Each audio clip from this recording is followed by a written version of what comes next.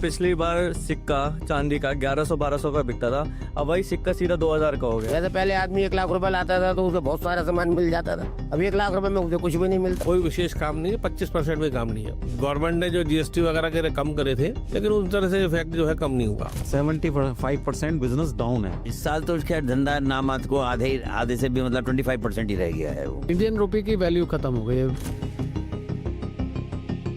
दोस्तों जरा गौर से देखो इस ग्राफ को। ये है चाइना का गोल्ड परचेज ग्राफ और पिछले 3-4 सालों में इस ग्राफ ने ऐसी रफ्तार पकड़ी है कि पूरी दुनिया की गोल्ड प्राइसेस हिलने लगे हैं। चाइना अकेला नहीं है, रसिया भी तेजी से अपने तिजोरी में सोना भरता जा रहा है। इसके साथ साथ पोलैंड, टर्की और इंडिया भी अपने गोल्ड रिजर्व्स को लगातार बढ़ा रहे हैं।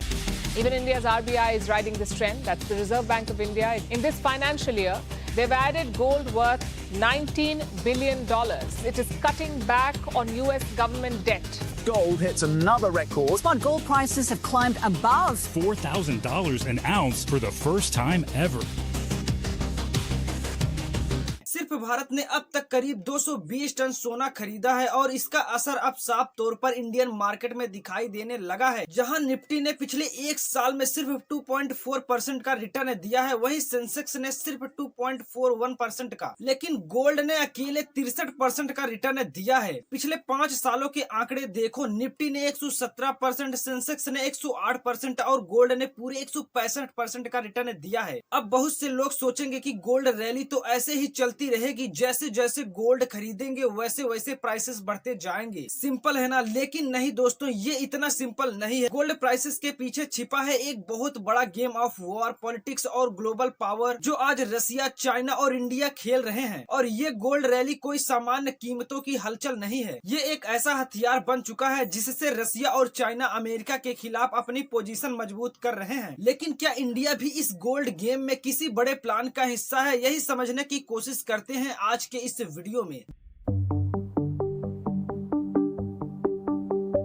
जब जब दुनिया में वॉर या क्राइसिस हुआ है तब तब गोल्ड की कीमतें आसमान छूने लगी हैं। 1970 के दशक में जब ईरानियन रेवोल्यूशन हुआ, सोवियत यूनियन ने अफगानिस्तान को इन्वेड किया और इजराइल में योम किप्पुर वॉर चल रहा था, तब ऑयल और गोल्ड दोनों के दाम तेजी से बढ़ने लगे थे। उसी तरह जब रसिया ने यूक्रेन पर हमला किया, गोल्ड प्राइसेस फिर से उछल गई और ये पैटर्न हर बार रिपीट हुआ है। सवाल ये है कि आखिर वॉर और गोल्ड प्राइस का ये रिश्ता है क्या? इसका जवाब हमें मिलता है 1944 के एक समझौते में, जिसे कहते हैं ब्रेटन वुड्स एग्रीमेंट। 1944 में जब वर्ल्ड वॉर 2 खत्म होने को था, पूरी दुनिया की अर्थव्यवस्था टूट चुकी थी, यूरोप तबाह हो गया था, जापान और जर्मनी की अर्थव्यवस्था बर्बाद हो चुकी थी। लेकिन एक देश था जो इस तबाही के बाद और ज्यादा ताकतवर बनकर उभरा और वो था अमेरिका। अमेरिका ने तब दुनिया के सारे देशों को बुलाया और कहा, देखो भाई लोगों, तुम सब अपनी अपनी करेंसी में झगड़ा मत करो। आज से पूरी दुनिया के लिए एक स्टैंडर्ड करेंसी होगी $, और मैं अमेरिका गारंटी देता हूं कि अगर कोई देश मुझे $35 देगा तो मैं उसे 1 औंस सोना दूंगा। इसका मतलब हुआ कि डॉलर के पीछे असली गोल्ड की गारंटी होगी। इससे क्या हुआ, पूरी दुनिया का भरोसा डॉलर पर जम गया, क्योंकि हर डॉलर के पीछे रियल गोल्ड पड़ा था। अब सोचो, अगर कल को कोई देश कहे कि मैं पाकिस्तानी रुपए या अर्जेंटीनी पेसो में ट्रेड करना चाहता हूं, तो क्या कोई मानेगा? नहीं, क्योंकि अमेरिका ने साफ कहा है, भाई तुम्हारे पास उतना सोना है ही नहीं जितना मेरे पास है, तो तुम्हारी करेंसी की गारंटी क्या है? इसी तरह 1944 के ब्रेटन वुड्स एग्रीमेंट के बाद डॉलर बन गया दुनिया की रिजर्व करेंसी। दुनिया भर के देश अमेरिकी डॉलर खरीदकर अपनी तिजोरी में भरने लगे।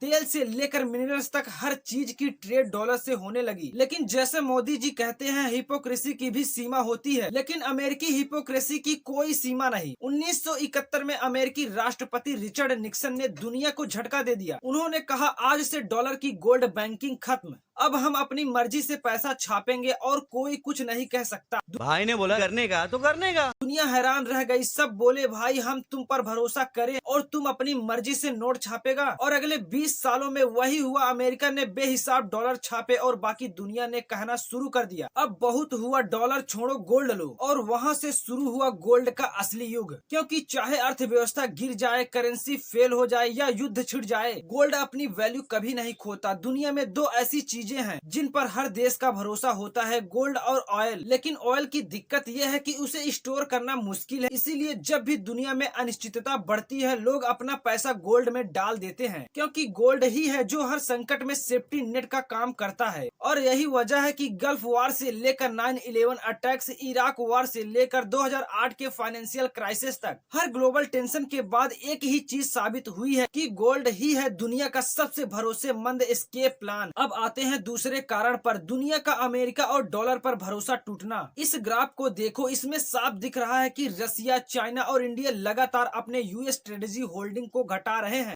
2008 के फाइनेंशियल क्राइसिस के बाद अमेरिका ने क्वांटिटेटिव ईजिंग के नाम पर $2.1 ट्रिलियन छापे, जो उस समय कई देशों की जीडीपी से ज्यादा थे। जब रसिया ने यूक्रेन पर हमला किया तो अमेरिका ने रसिया के $300 बिलियन के रिजर्व्स को फ्रीज कर दिया और पूरी दुनिया सन्न रह गई। Forces invaded Ukraine.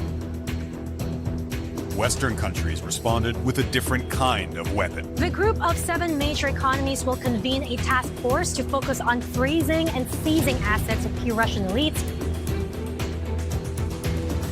सबको लगा कि अगर अमेरिका रसिया के पैसे फ्रीज कर सकता है तो कल को हमारे भी पैसे फ्रीज कर देगा, और बस यहीं से शुरू हुआ एक साइलेंट रेवोल्यूशन। धीरे धीरे सारे देश अपने रिजर्व में गोल्ड का हिस्सा बढ़ाने लगे, क्योंकि अब देशों को समझ आ गया था कि डॉलर पर भरोसा करना रिस्क है, लेकिन गोल्ड पर नहीं, क्योंकि गोल्ड को कोई फ्रीज नहीं कर सकता, कोई सेंक्शन नहीं लगा सकता। जैसे जैसे अमेरिका पर भरोसा घटता गया, दुनिया गोल्ड को अपना इंश्योरेंस मानने लगी। और ये कोई 2 साल की बात नहीं है, ये आने वाले 50 सालों में दुनिया की फाइनेंशियल स्ट्रक्चर को पूरी तरह बदल देने वाला ट्रेंड है। तीसरा कारण है ETF यानी एक्सचेंज ट्रेडेड फंड। पहले लोग ज्वेलरी, कॉइन या बार्स के रूप में सोना खरीदते थे, लेकिन अब समय है डिजिटल गोल्ड का। लोग अब ऐप पर जाकर गोल्ड ETF खरीदते हैं, लेकिन इसके पीछे छुपा है एक सच्चाई। हर गोल्ड ETF के पीछे उतनी ही मात्रा में रियल गोल्ड होना जरूरी है। अगर किसी ने 1 करोड़ का ETF खरीदा है तो उतनी ही वैल्यू का असली सोना फंड मैनेजर को अपने वॉलेट में रखना पड़ता है। अब जब लाखों लोग डिजिटल गोल्ड खरीदते हैं तो फंड मैनेजरों को भी रियल गोल्ड खरीदने पर मजबूर होना पड़ता है। इसका मतलब है कि डिजिटल डिमांड बढ़ने पर रियल डिमांड बढ़ती है, सप्लाई घटती है और प्राइसेस ऊपर चला जाता है। सिर्फ इंडिया की बात करें तो 2019 में गोल्ड ETF की वैल्यू थी करीब 5,768 करोड़ रुपए और 2025 तक ये बढ़कर 90,136 करोड़ हो गई है, यानी सिर्फ 6 सालों में 15 गुना से ज्यादा ग्रोथ। और सिर्फ इंडिया नहीं, ग्लोबली भी सितंबर 2025 में $26 बिलियन के इनफ्लो सिर्फ गोल्ड ETF में आए हैं। अब चौथा कारण है इंटरेस्ट रेट कट्स। ये थोड़ा कॉम्प्लिकेटेड है, लेकिन इसका सीधा असर ये होता है कि जैसे जैसे ब्याज दरें घटती हैं, वैसे वैसे लोग गोल्ड में निवेश बढ़ा देते हैं। अब बात करते हैं माइक्रो कारणों की। पहला कारण है करेंसी का गिरना। गोल्ड की ट्रेड डॉलर में होती है और पिछले 20 सालों में रुपया डॉलर के मुकाबले लगातार गिरा है, इसीलिए डॉलर में महंगी चीज हमारे लिए और भी महंगी हो जाती है। दूसरा, इंडियन फेस्टिव सीजन। जब 100 करोड़ लोग एक साथ गोल्ड खरीदने जाते हैं तो कीमतें तो उछलनी ही है।